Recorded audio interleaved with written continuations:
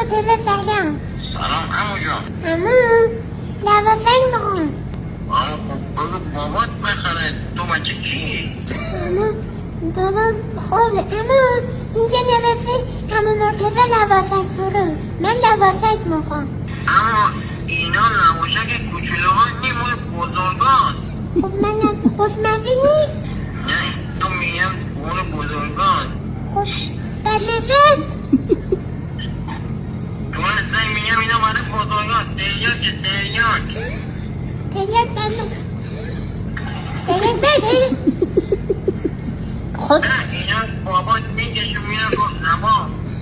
عمو بابا میگه هوا پرواز میکنه.